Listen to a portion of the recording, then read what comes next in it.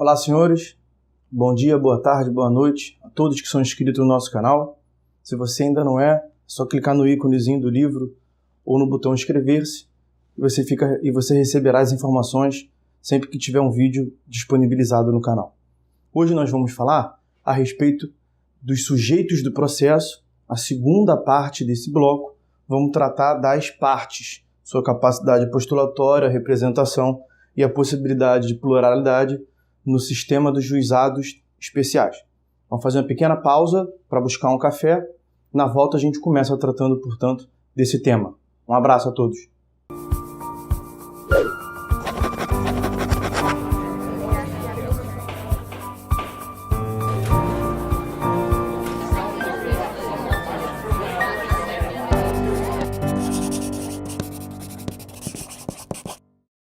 Bom, senhores, como adiantado, nós vamos tratar nesse vídeo das partes nos juizados. Segundo bloco do tema a respeito dos sujeitos do processo no juizado.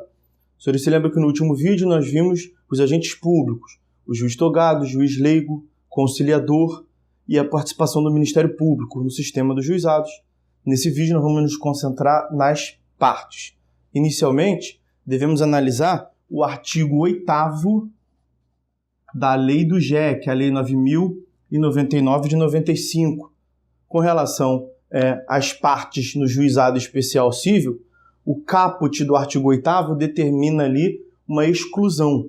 Portanto, partes que não podem atuar no sistema do juizado especial civil, seja como demandante ou como demandado. São elas: os presos, o incapaz, pessoa jurídica de direito público, empresa pública da União, massa falida, insolvente civil e também pessoa natural que seja cessionária de direito público.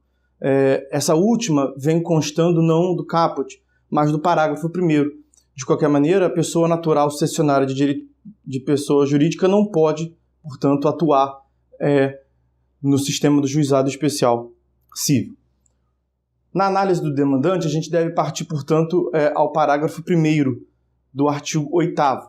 E aí afirma que pode ser demandante, pode ser autor, pode propor demanda as pessoas naturais capazes, microempreendedor individual, microempresa e empresa de pequeno porte, pessoa jurídica qualificada como OCIP, como organização social de interesse público, organização da sociedade civil de interesse público, disciplinado pela Lei 9.790 de 99, e também as sociedades de crédito ao microempreendedor, regulado pela Lei 10.194 de 2001.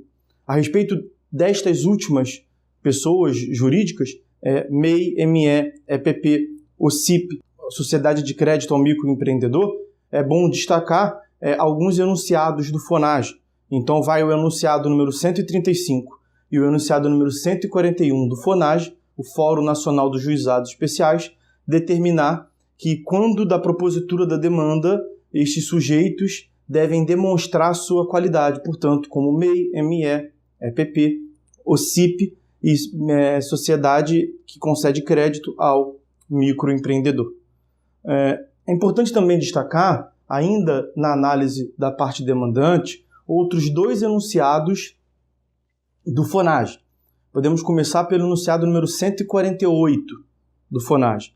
Esse enunciado ele autoriza que o espólio seja demandante, que o espólio proponha a demanda no sistema do juizado especial civil, mas exclui quando o espólio tiver ali algum interesse de incapaz. Então o espólio pode ser demandante desde que não tenha interesse de incapaz. Só lembrando, senhores, o que é espólio? Espólio é uma universalidade de bens, é um ente despersonalizado, não é considerado nem pessoa natural, nem pessoa jurídica, é a massa, o conjunto de bens que é titularizado, portanto, pelo espólio, deixa de ser titularizado pelo de cujus, passa a ser titularizado pelo espólio, portanto, o espólio é uma ficção jurídica, um ente despersonalizado que fica ali no encargo, na administração e na propriedade dos bens do de cujo. Tá? Então, é importante esse enunciado porque Você não conseguiria extrair a possibilidade do espólio demandar ser demandante no juizado,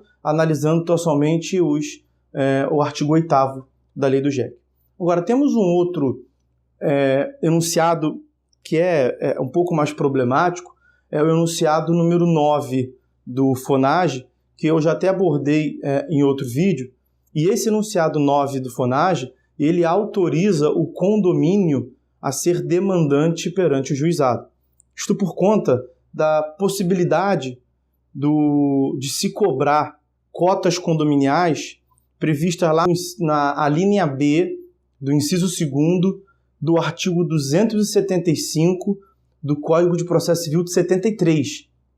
E aí o artigo 3º, inciso 2º da lei do JEC diz que a competência em razão da matéria pode ser extraída daquele dispositivo do Código 73. Mas aí eu disse lá naquele vídeo que o artigo 8º iria proibir o condomínio de ser demandante, de propor demanda, justamente porque ele não está entre os autorizados a propor demanda que consta no parágrafo 1º. O parágrafo 1º é claro em afirmar que são as pessoas naturais capazes que podem propor demanda. E o condomínio é mais um dos entes despersonalizados. Não é nem pessoa jurídica, nem pessoa natural. Portanto, é uma ficção jurídica, um ente despersonalizado. O grande problema é que esse enunciado número 9 do FONAGE, ele passa a autorizar que o condomínio proponha a demanda. Ao meu ver, esse enunciado ele não deve ser aplicado, esse enunciado está equivocado, simplesmente porque ele vai contra a legem, tá? Ele vai contra a disposição de lei. Não me parece que seja algo recomendado. Com a edição do novo Código de Processo Civil, essa discussão perde um pouco de sentido, porque nós sabemos que o novo Código de Processo Civil, de 2015, ele atribuiu aos condomínios uma ferramenta, um instrumento jurídico muito mais válido, muito mais eficaz. Eu estou falando da atribuição ao condomínio de um título executivo extrajudicial próprio. E a gente consegue extrair isso a partir da análise do artigo 784, inciso 10, do Código de Processo Civil de 2015. Então, acho pouco provável que o condomínio vá propor uma demanda de natureza cognitiva perante o juizado especial se ele tem ao seu dispor um título executivo extrajudicial disciplinado no Código de Processo Civil, que lhe permitiria, portanto, iniciar desde logo uma execução. Tá bom? Então, vamos agora analisar os demandados no sistema do Juizado Especial Cível. Quanto aos demandados, a lei, no artigo 8º, diz que pode ser demandado perante o sistema do Juizado Especial Cível as pessoas jurídicas, os entes despersonalizados, veja, eles não podem ser demandantes, mas eles podem ser demandados, salvo os entes públicos, suas autarquias, fundações e empresas públicas. A exclusão do ente público e sua administração direta e indireta me parece claro, porque essa é a razão de ser do Juizado Especial Federal e do Juizado Especial da Fazenda Pública. Tá? Então, o ente público, na sua administração direta e indireta, não podem ser demandados no sistema do Juizado Especial Cível. Nós podemos demandar, portanto, em face de pessoa jurídica e entes despersonalizados no sistema do Juizado Especial Cível, além, claro, das pessoas naturais capazes. Bom, a respeito do Juizado Especial Federal e o Juizado Especial da Fazenda Pública, a disciplina se dá, respectivamente, no artigo 6º e no artigo 5º de cada uma de suas leis de regência. Artigo 6º da Lei 10.259 de 2001, a Lei do JEF.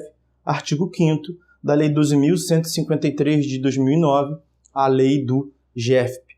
Uma primeira consideração a respeito destes órgãos é que não se aplica às hipóteses de exclusão do artigo 8º caput da Lei do JEC na sistemática do Juizado Especial Federal e do Juizado Especial da Fazenda Pública.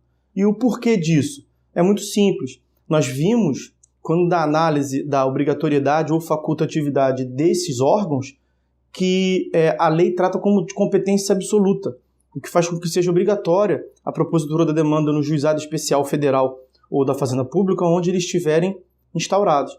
Se a gente parte de uma lógica da obrigatoriedade, afirmando, portanto, que a vara federal será incompetente, a parte só pode demandar no juizado. E aí, se você afirma que estão excluídas algumas pessoas, por exemplo, o preso, o incapaz, teria como denegado o acesso à justiça.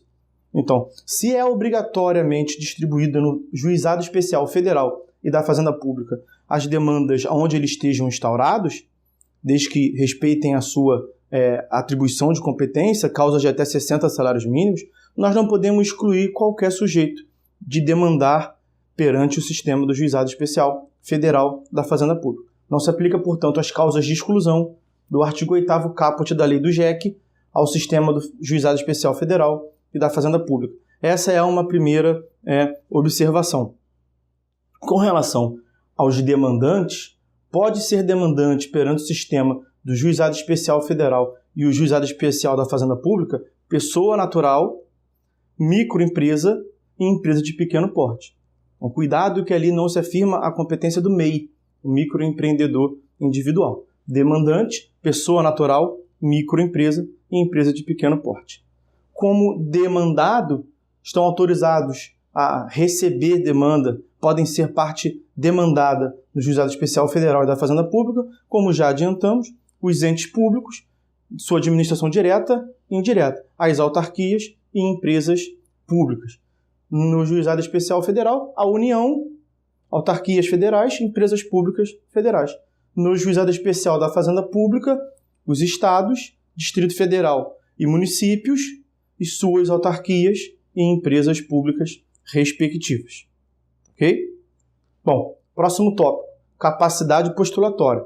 Como os senhores se lembram, a capacidade das partes é um dos pressupostos processuais. No processo, a parte deve atender a 3 tipos de capacidade. Capacidade de ser parte, capacidade de estar em juízo e capacidade postulatória. O que a lei, o que o sistema do juizado disciplina é a capacidade postulatória. A respeito da capacidade postulatória, nós também vamos dividir a análise no Juizado Especial Civil e no Federal e da Fazenda Pública. No Juizado Especial Civil, a disciplina está nos artigos 9º e 41, parágrafo 2º. Disciplina está, portanto, nos artigos 9º, cumulado com 41, parágrafo 2º. E o que a gente extrai da leitura combinada desses dois dispositivos? Que a parte pode demandar sozinha, sem assistência de advogado, 1. Causas cíveis de até 20 salários mínimos. 2. Essa assistência judiciária gratuita só subsiste no primeiro grau de jurisdição. O artigo 9º diz que a parte pode demandar, sem a necessidade da assistência de um advogado, causas de até 20 salários mínimos.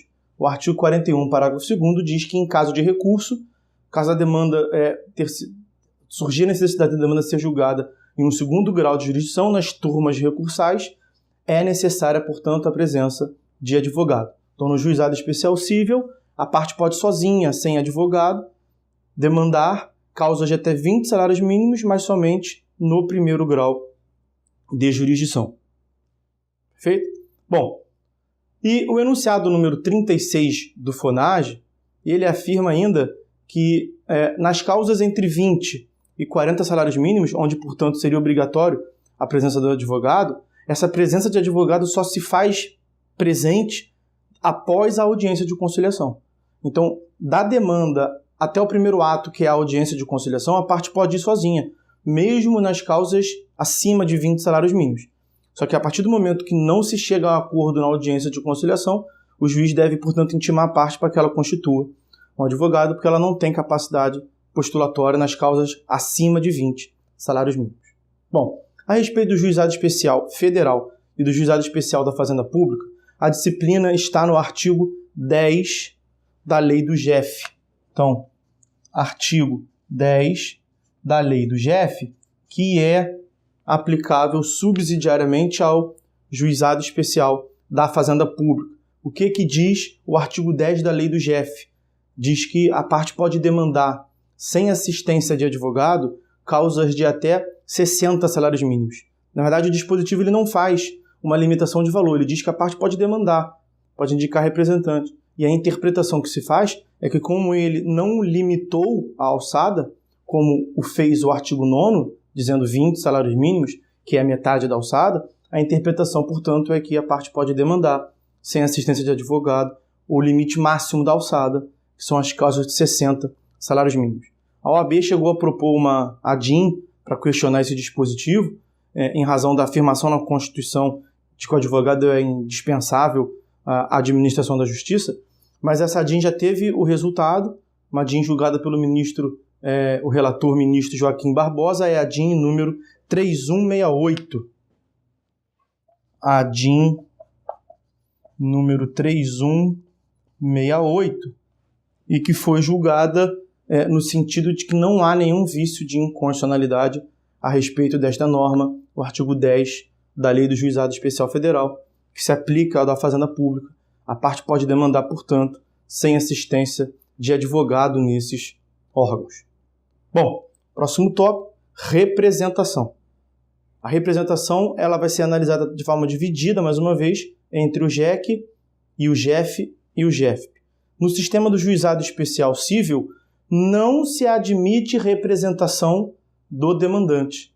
Não se admite representação do demandante. Nós vamos extrair isso do artigo 51, inciso 1º. O artigo 51, inciso 1º, vai afirmar que o demandante deve comparecer pessoalmente às audiências, aos atos do processo. E se ele não comparecer, artigo 51 é causa, portanto, de extinção do processo. Em relação ao demandado, ele é admitido. Então, a gente admite a representação para os demandados. E aí vai trazer a análise dos prepostos. O preposto, ele é o representante da pessoa jurídica no sistema do juizado. Então, lá no artigo 9º, parágrafo 4º, nós vamos extrair a possibilidade de se representar o demandado que for pessoa jurídica. Algumas considerações, poucas, a respeito do preposto no sistema do juizado. Em primeiro lugar, em razão da simplicidade e informalidade que norteiam esse sistema, o preposto não precisa ter vínculo jurídico com a pessoa jurídica. Ele não precisa ter vínculo jurídico. Pode ser qualquer um indicado por ela. Mas, é claro, é bom que ele saiba da causa, porque ele pode vir a ser inquirido na audiência. E uma segunda observação muito importante é que o advogado da causa não pode ser também preposto. Não se pode acumular na mesma pessoa a função de advogado e de preposto. A função de um representante técnico e um representante da pessoa na audiência. Então, cuidado, porque não foi afirmado aqui que advogado não pode ser preposto. Não tem problema nenhum advogado ser preposto. O advogado da causa, dado com o artigo definido o advogado da causa não pode ser preposto. É até comum no sistema dos juizados, que se chama na prática de duplinha, a dupla de advogados.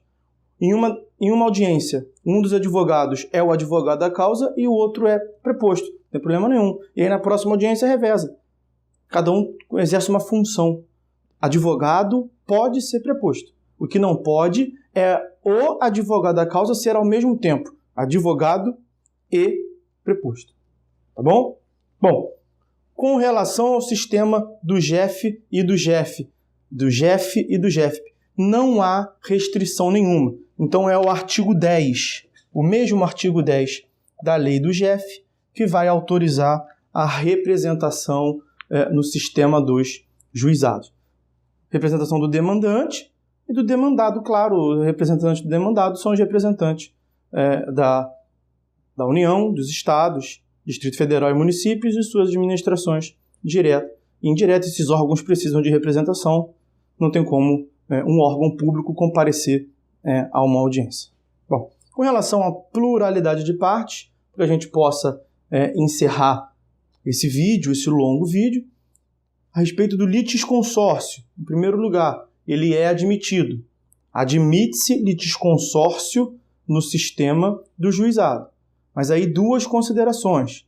Em primeiro lugar, todos os litisconsortes devem preencher aqui essas hipóteses de exclusão, quem pode ser demandante e demandado no juizado. Aplica-se, portanto, a todas as partes, a todos os litisconsortes. Em segundo lugar, decorre da lógica do juizado, de sua simplicidade e informalidade, a possibilidade do juiz restringir litisconsortes muito grande. Ou seja, litisconsorte formado por uma pluralidade muito grande de partes. Se isso for dificultar o trato, o andamento do processo de uma forma mais agilizada, mais rápida, o juiz pode, portanto, limitar. Isso já é admitido lá no sistema do Código de Processo Civil, o que se chama de litisconsórcio multitudinário. Mas aqui no sistema do juizado, ele é ainda mais potencializado, porque a ideia é que o processo possa ser rápido, ágil, tramitar de uma forma mais eficiente. Com relação à intervenção de terceiros, a lei do GEC, ela veda. Então, é vedada, a princípio, a intervenção de terceiros. Acontece que o artigo 1062, o artigo 1062 do Código de Processo Civil, ele diz que a desconsideração da personalidade jurídica, que formou-se agora por meio de um incidente. O novo Código trata como um incidente de desconsideração da personalidade jurídica, é admitida no juizado. Então, o Código de Processo Civil de 2015 acabou alterando a Lei 9.099 de 95, mesmo que não esteja lá expressamente afirmado isso. Então, a princípio, não cabe intervenção de terceiros, porque é incompatível com a sistemática de simplicidade e informalidade dos juizados, salvo o incidente de desconsideração da personalidade jurídica, como previsto no Código de Processo Civil de 2015. Tá bom? Então era isso, a gente encerra a análise dos sujeitos parciais, das partes no sistema do juizado. Fiquem todos com Deus, obrigado pela audiência de todos. Gostaria de pedir, antes de desligar a câmera, para que vocês curtam, por favor, o vídeo, ajudem a compartilhar, se inscrevam no canal, curtam a nossa página no Facebook. Forte abraço a todos e até a próxima.